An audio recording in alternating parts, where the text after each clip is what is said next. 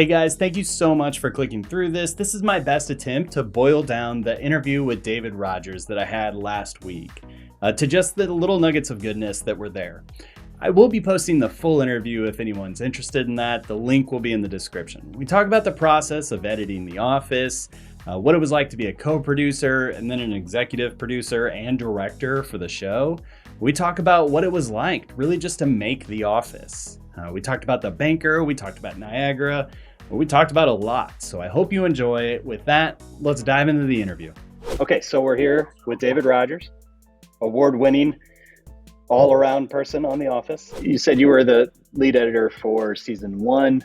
So maybe give us a little bit of background on what it was like to edit the basketball episode. So the basketball episode... I mean, there's like... The story that I've read is that there were two days of just getting footage of this basketball game. So yeah, you should watch I don't know if you've seen the Superfan cut of basketball, because that one's fun. I mean, there's a ton of stuff that I just put in. Like there's just more, more playing, more bits, even more stuff even before the game starts. And then there's just more Michael stretching and things like that. Yeah, we just shot, we shot cameras, because you want to shoot, you need plenty of stuff of just people playing. And then you have these specific bits that are written. We were kind of coming up with some stuff on the fly too, where it was like, I think, Dwight steals the ball from Ryan, who's his teammate, and Ryan goes, same team, Dwight. Same team, Dwight. And just Michael shooting, and he took one heave from like half court, it goes in, and that was Greg Daniels' first directing on the show. I think it might have been his first live action directing. I'm not sure if he did anything, because he came from animation and he had done some live action, but I don't know if he had directed before. I was on the set with him. We were shooting at this warehouse. This was in season 1. We were in a different place than we were for the rest of the seasons. We were in an actual real building and a warehouse. So when you see like the parking lot is different in the season 1 episodes, and the warehouse looks the same, but it's still a little different. But we were we shot for 2 days of just basketball. And the amazing thing is, it's not scripted that Kevin is going to shoot 13 in a row.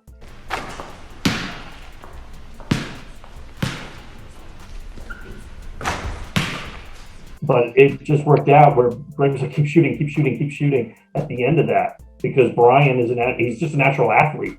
When I get you think, oh, he's a big guy, and it's like when it comes to shooting, you can see it. The camera, there's no tricks, and he's just hitting one after another. And it's just so funny that it became this extra joke, because Michael judged him just from his size, and they're like, oh, he's heavy, he's not going to be good at basketball. And here's a guy who's a ringer. We could have had this guy who just every time he gets the ball would just make a shot in. So it was just so great that he just, made these all in. And that's like one take, that we got that. It's something that it's been fun to explore on the channel too. What do you consider canon?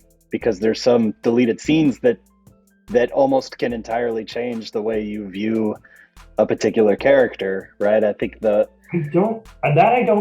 don't necessarily agree with that. I'd have to hear specifically. So the specific one that's coming to my mind is Phyllis, and after she comes back from her honeymoon, and she talks about, I thought that Michael knew about the kid. They ran over a kid or something when they ran over somebody when they were in Africa for their honeymoon. Bob and I were driving late at night, and he'd been drinking, and suddenly, thump. It was probably a man. Maybe it was just an ostrich in a soccer uniform.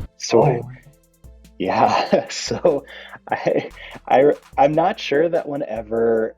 It didn't make the episode. It didn't make the final cut, and I'm not sure. I have to watch that again and see. Yeah, that might have been so dark and so that where it changes it, right? That changes the character. But in fairness, that's the only one I could think of off the top of my head. Yeah, as a rule, as I'm doing these extended cuts for Peacock, I won't change any performances. I don't change takes. on anybody. I'm adding stuff. I try not to delete and, get rid of anything. Sometimes there might be oh, because I'm extending this, I'm losing this reaction shot to put, to extend the scene or something instead of going out at this point. And then when I'm putting in deleted scenes and new material, there's nothing that I want to do to drastically change a story. And then there were some things like that we've just shot. There's a talking head with Dwight talking about ping pong. He's playing ping pong in the deposition, and he's like, "Yeah, ping pong is the greatest." He talks about how great ping pong is, and he starts naming all these pros. They were his heroes. There was an alternate talking head where he says that he and Mose it was like ping pong was the only form of entertainment that they had, and they only got a TV in like 2004 to watch the Olympics and to watch ping pong.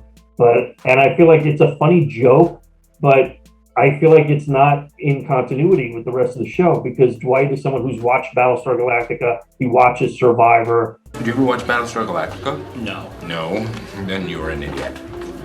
It didn't make the deleted scenes. I don't think it's worth putting in the show. I feel like the extended cuts, I look at it as these are just the documentarians who had a limited amount of time to broadcast these episodes. So they're just saying, okay, here's more stuff that we had shot at the time to put in.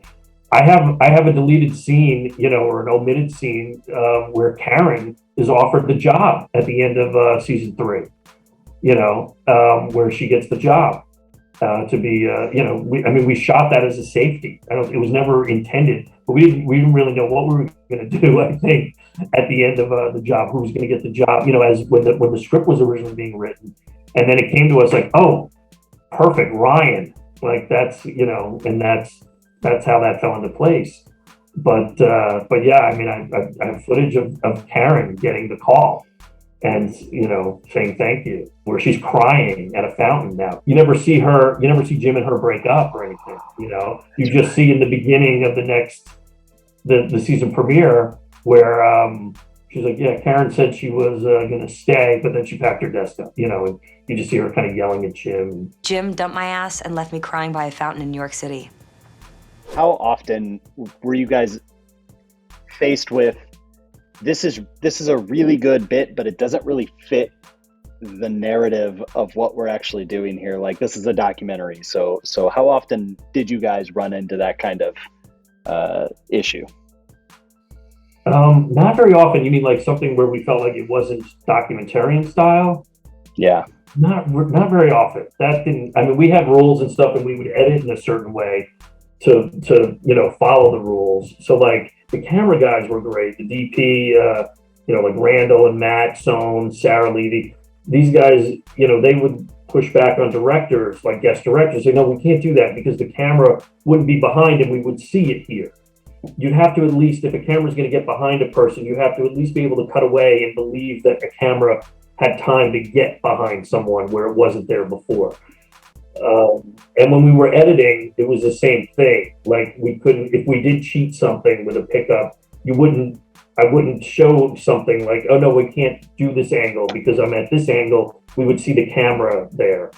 So that was never a problem. The biggest issue was always like cutting stuff out for time, and sometimes great stuff that we, like I said, nobody has the amount of deleted scenes that we have. And even now I'm doing these extended cuts for Peacock, these super fan cuts. So I'm finding stuff that didn't even make, deleted scenes, because it might have been just a few jokes that were good, or it might have been a whole scene that just, didn't, it's an orphan in a sense, and like didn't make it onto the deleted scenes. Because the deleted scenes we tried to like make as a cohesive little supplementary type of episode in a way. I'll tell you, I just found a cold open for an episode that we cut out of the episode because the episode was long, and we didn't put on the deleted scenes. I think we were planning on saving it and to use somewhere else. Like, okay, we banked a cold open.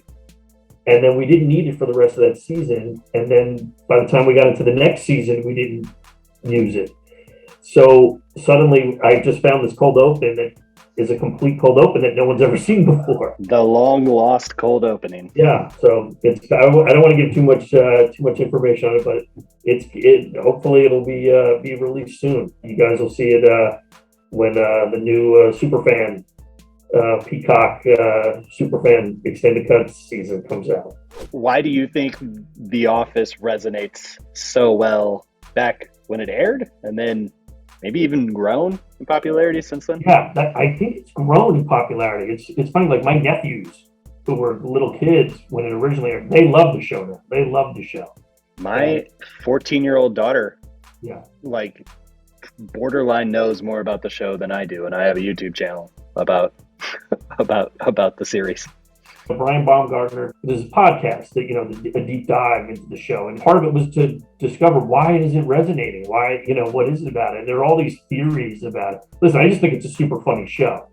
So I think, people see it, it's funny, and we did have a good run. We had 9 seasons, and yeah, Michael left at the end of 7, but there's still some good stuff in 8, and there's some good stuff in 9, and, I think we really, really stuck the landing at the end, those last several episodes. And I think the finale is so great. I mean, I love the finale. You get all these shows where the finale is, I'm like, what a satisfying finale, I think. I don't know, why it resonates. I think that it's funny, it's edgy, but it's not, and there's things that are offensive. Welcome to my convenience store. Something they're supposed to do.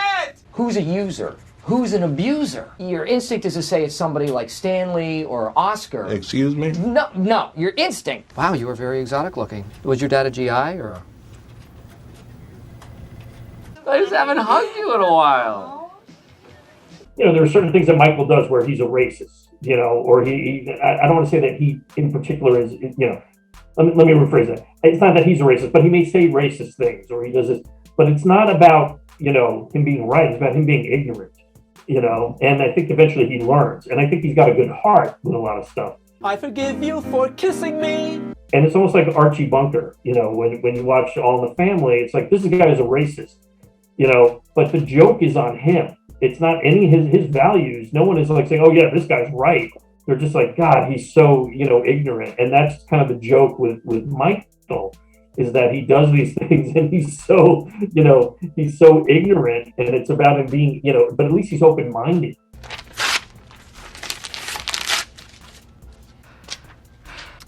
I do believe in that part of the pledge.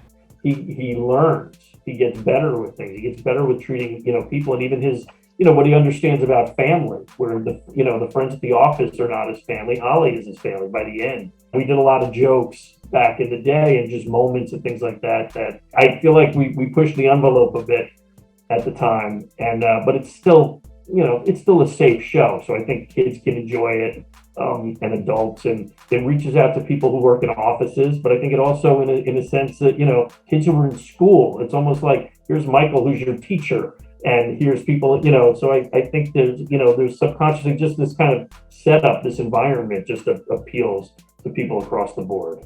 Thank you so much for watching. If you're interested, I will have the longer interview available, like I said. Link will be in the description. I'm reviewing every episode of The Office ever on my channel, so if you're interested, check it out. Thanks so much for watching, and we'll see you next time.